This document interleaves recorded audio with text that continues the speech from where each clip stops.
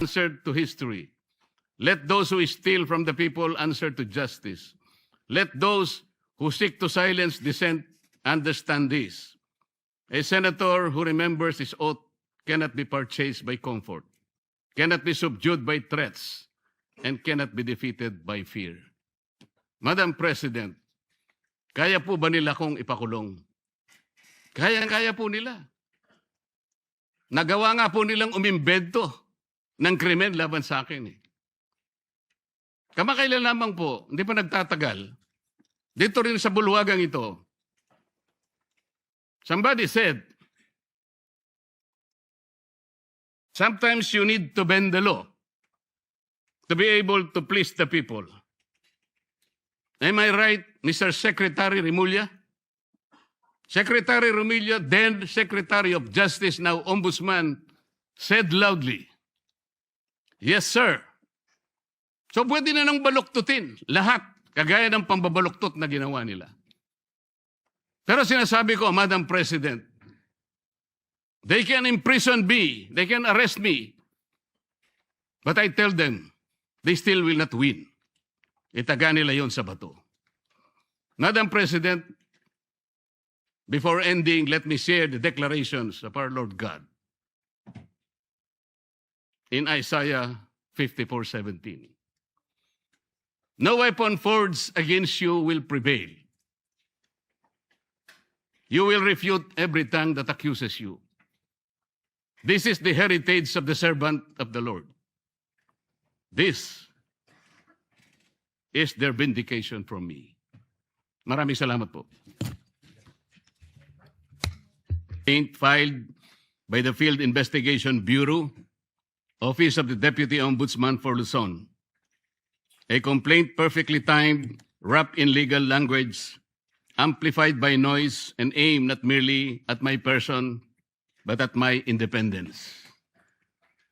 I stand before you not as a man begging to be understood, not as a senator asking to be spared, and not as an accused shrinking from the weight of accusation.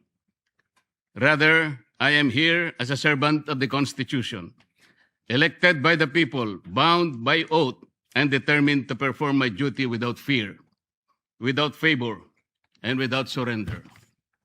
The complaint arrived while the Senate is confronted with uncomfortable truths, namely, the pending continuation of the investigation of the anomalous flood control projects, the approaching constitutional burden of an impeachment trial, and the growing pressure upon this institution to surrender its independence through political maneuvering disguised as constitutional reform.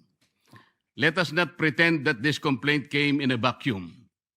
The pattern is too visible to ignore. First, remove the inconvenient voices from the inquiry. Then weaken those who refuse to conform. Then frighten others into silence and submission before the decisive constitutional battles begin. Mr. President, this is not merely about a complaint. The trump-up charges filed against me and some of my friends are not merely legal accusations.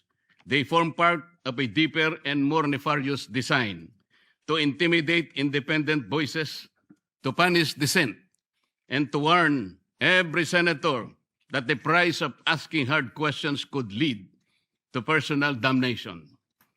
If the intention of these cases is to silence me, let me say this at the very beginning. It has failed.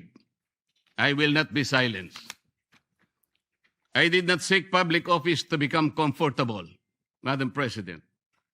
I did not take my oath merely to occupy a seat in this chamber while billions disappear into darkness, while constitutional processes are manipulated by pressure, or while the Senate is slowly conditioned to fear retaliation for independent judgment. I did not take my oath to serve only when service is convenient.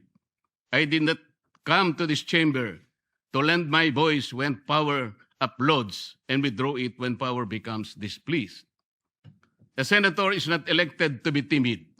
The senator is not sworn into office to become a spectator while the Constitution is tested, while impeachment proceedings demand judgment, and while the people cry out for truth about the wide-scale theft of public funds.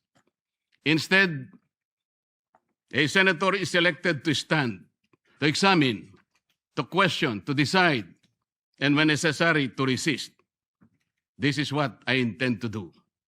So let the complaint be examined. Let the evidence be tested. Let the law speak. I will answer in the proper forum with documents, with facts, and with the calm confidence of one who knows that accusation is not proof, that attacks couched in legal veil do not constitute the truth. And before the Filipino people, I must say what is plain. A complaint without nexus is not justice. A complaint without evidence is public injury, official favor, corrupt consideration, or abuse of office is not accountability. It is machinery. It is pressure. It is a warning shot fired at those who refuse to kneel. And if that warning was meant for me, Mr. President, then the answer is very clear. It failed. The complaint against me speaks of amounts. It speaks of dates. It speaks of suspicion. But suspicion is not evidence. Amount is not corruption. Political inconvenience is not probable cause. An accusation, no matter how loudly repeated, is not proof. It is a theater. It is pressure. It is machination. Let me state the legal defenses plainly on the allegations against me. The law did not define the limits of liberality among friends. They did not say that friendship must stop at a number chosen by one's accusers. They did not say that generosity becomes criminal merely because the amount is substantial. What the law forbids is not liberality. It forbids corruption. What it condemns is not friendship. It condemns the sale of public duty. At least I stated the truth. At least I faced the issue. At least I did not hide behind silence. So I ask, what of those who receive support, gifts, donations, favors, or assistance for their own electoral campaigns and keep them beyond public scrutiny? Shall the law be a sword only against those who dissent and shield for those who belong to the circle of the powerful? If transparency is demanded, let it be demanded of all. If public morality is the standard, let no one be exempt because of wealth, alliance, influence, or proximity to power. And so I speak again, clearly and directly. What official act did I sell? What vote did I promise? What public fund did I touch? What government contract was delivered? What favor was asked, promised, or given? If they cannot answer these questions, then this complaint is not the pursuit of justice. It is a deliberate attempt to silence dissent. But this is larger than me. This is not a fight for one man. This is not a fight for one faction. This is not a fight for political survival.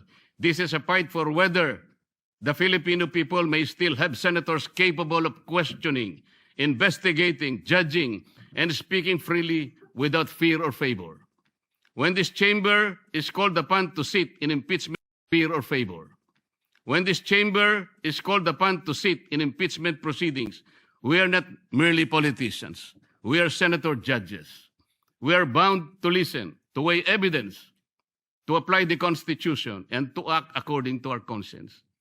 That responsibility cannot be curtailed by fear, pressure, harassment, or manufactured accusation. No one should be allowed to intimidate a senator judge into silence. No one should be allowed to punish a member of this chamber for ensuring that impeachment must be governed by law, evidence, due process, and conscience. Whether one favors or opposes any party in those proceedings, that's not the point. The point is whether the Constitution shall speak above political convenience. I will perform that duty, Madam President. I will listen. I will weigh the evidence. I will obey the Constitution. I will not prejudge. I will not be dictated upon. I will not surrender the independence of my vote to any power outside this chamber.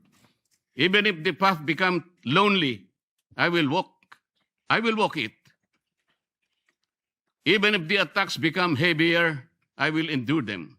Even if my voice becomes inconvenient to the powerful, I will continue to speak the way I should. The same is true of the Senate's investigation of the flood control scandal. That inquiry must continue. It must not be weakened. It must not be derailed. It must not be silenced. If there has been grand-scale theft from the country's coffers, then that is among the greatest sins of our modern public life. It is not ordinary corruption. It is the stealing of safety from communities that drown. It is the stealing of roads from farmers. It is the stealing of classrooms from children. It is stealing of medicine from the sick, wages from workers, and hope from taxpayers who labor honestly while others feast on public money. No senator should be silenced when the duty is to follow the trail of the public's money. No committee should be weakened when the task is to expose corruption. No voice should be threatened when the question before the nation is whether the billions intended for the people were ransacked by bandits of insatiable greed. I do not fear imprisonment. I fear a country where freedom itself is imprisoned. I fear a republic where legal processes are twisted into weapons, where dissenting voices in the Senate are mechanically trimmed down, and where the rich and the powerful elite manipulate institutions so that only their chosen voices may be heard. While others may refuse to speak because of threats, I will not. Madam President, I will not let fear write my narrative. I will not let intimidation decide my vote. Make me bleed, and I will still shout out to the high heavens for truth and justice. Push me against the wall, and I will still push back with all the lawful strength that conscience, evidence, faith, and duty can give me.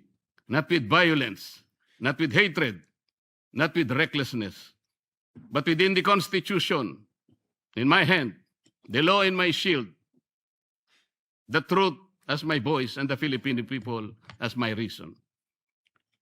Nelson Mandela once spoke of a democratic and free society as an ideal for which he was prepared, if necessary, to die.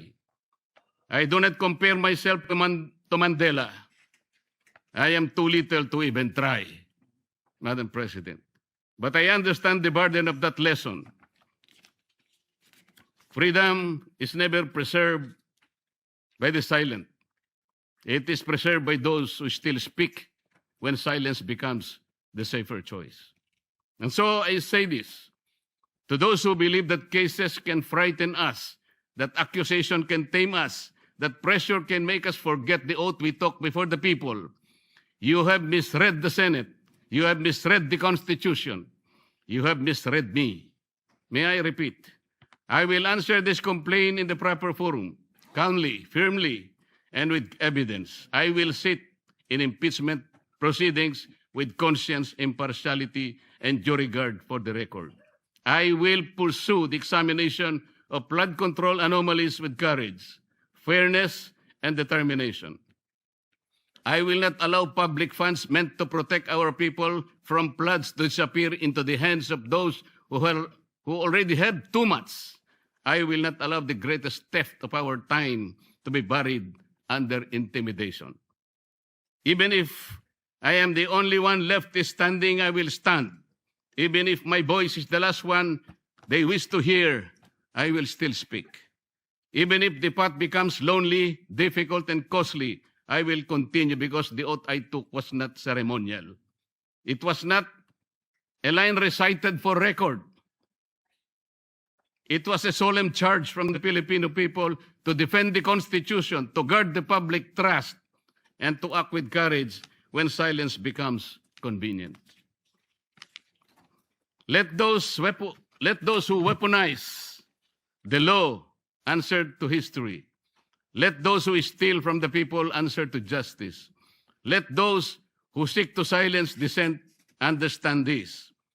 A senator who remembers his oath cannot be purchased by comfort, cannot be subdued by threats, and cannot be defeated by fear. Madam President, kaya po ba nila kong ipakulong? Kayang-kaya po nila. Nagawa nga po nilang umimbento ng krimen laban sa akin. Kamakailan lamang po, hindi pa nagtatagal, dito rin sa bulwagang ito, somebody said, sometimes you need to bend the law to be able to please the people. Am I right, Mr. Secretary Remulla? Secretary Remulla, then Secretary of Justice, now Ombudsman, said loudly, yes, sir. So pwede na nang baluktutin lahat, kagaya ng pambabaluktot na ginawa nila. Pero sinasabi ko, Madam President, they can imprison me, they can arrest me, but I tell them, they still will not win. Itaga nila yon sa bato. Madam President, before ending, let me share the declarations of our Lord God. In Isaiah 54:17. No weapon forged against you will prevail. You will refute every tongue that accuses you. This is the heritage of the servant of the Lord. This is their vindication from me. Maraming salamat po. Nagpapasalamat po tayo kay Senator Rodante Marcoleta. If there are no interpellations, may we ask the Majority Leader for the Yes, referral? Madam President. Madam President, may we refer the speech of the distinguished gentleman from Tarlac and Pampanga, Senator Marcoleta, to the Committee on Rules? I so move. No Madam objection? President. Hearing none. So referred to the Committee on Rules. Yes. Madam President, I think Senator